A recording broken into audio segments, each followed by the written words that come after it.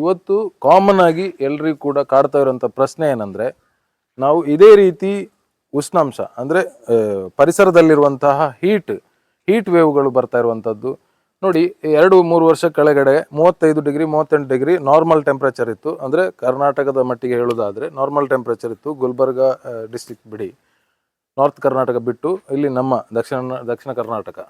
So ಈಗ ಏನಾಗಿದೆ ಅಂದರೆ 42 ಡಿಗ್ರಿ 45 ಡಿಗ್ರಿ ಪಾಸ್ ಆಗ್ತಾ ಇರುವಂಥದ್ದು ನಮಗೆಲ್ಲ ವಿಚಿತ್ರ ಅನಿಸ್ತಾ ಇದೆ. ಸೊ ಇಷ್ಟೊಂದು ಶಾಕ್ ವೇವ್ನಿಂದ ತಡೆಗಟ್ಟಲಿಕ್ಕೆ ಇತ್ತೀಚೆಗೆ ನೀವು AC ಮಾರಾಟದ ದಾಖಲೆಯನ್ನು ಪರಿಶೀಲಿಸಿದರೆ ಅದರ ಗ್ರಾಫ್ ಏರ್ತಲೇ ಇದೆ. ಸೊ ಈ ಇಟ್ಟಿಗೆಗಳನ್ನು ನೀವು ಬಳಸಿ ಏನಾದರೂ ಮನೆಗಳನ್ನು ನಿರ್ಮಾಣ ಮಾಡಿದರೆ ಇದರಲ್ಲಿ ನಿಮಗೆ ಟೆಂಪ್ರೇಚರ್ ತುಂಬ ಹೊರಗಡೆಯಿಂದ ಟೆಂಪ್ರೇಚರನ್ನು ಒಳಗಡೆ ತಗೊಳ್ಳೋದಿಲ್ಲ.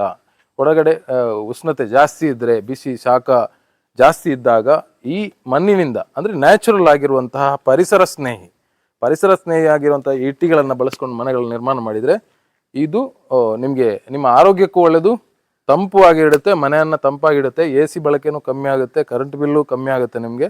ಅದರ ಜೊತೆಗೆ ಪರಿಸರಕ್ಕೆ ನಿಮ್ಮದೇ ಆದ ಒಂದು ಕಾಣಿಕೆ ಕೊಟ್ಟಂಗೂ ಆಗುತ್ತೆ. ಯಾಕಂತ ಹೇಳಿದರೆ ಸಿಮೆಂಟ್ಗಳ ಜಾಸ್ತಿ ಬಳಕೆ, ಪೇಂಟಿಂಗ್ಗಳ ಜಾಸ್ತಿ ಬಳಕೆಯಿಂದಾಗಿ ಇವತ್ತು ಪರಿಸರಕ್ಕೆ ಜಾಸ್ತಿ ಹಾನಿ ಆಗ್ತಾ ಇದೆ. ಸೊ ನೈಸರ್ಗಿಕವಾಗಿ ಬದುಕಲಿಕ್ಕೆ ಯಾರಿಗೆ ಆಸಕ್ತಿ ಇದೆ ಅವರು ಈ ಥರ ಇಟ್ಟಿಗೆಗಳನ್ನು ಬಳಸ್ಕೊಂಡು ಮನೆಗಳನ್ನು ನಿರ್ಮಾಣ ಮಾಡ್ಬೋದು. ಮುಂದೆ ಇಂತಹ ವಿಡಿಯೋಗಳಿಗಾಗಿ ಚಾನಲ್ನ ಫಾಲೋ ಮಾಡಿ.